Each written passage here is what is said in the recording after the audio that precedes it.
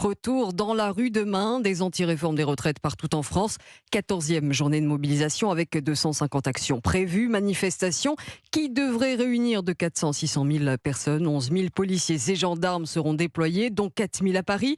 Les organisations de salariés veulent croire à un sursaut de mobilisation, contestation qui pourrait être la dernière. Barthélémy Philippe.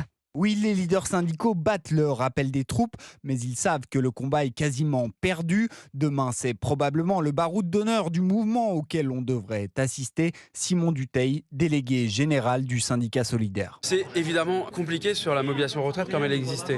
On n'a pas beaucoup de ressources supplémentaires sur la question des retraites ensuite. C'est vrai, il faut regarder les choses en face. Mais c'est pas du tout le champ du signe de l'intersyndicale. D'ailleurs, le renseignement prévoit une mobilisation en baisse, 400 à 600 000 manifestants selon les informations d'Europe 1.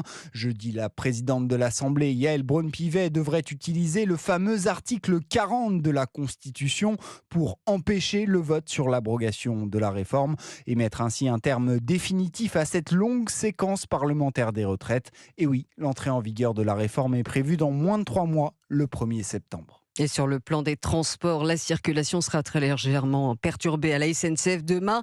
Un train sur 10 en moyenne restera à quai au niveau national. Des perturbations attendues aussi dans les transports aériens. Un tiers des vols sont annulés au départ de Paris-Orly.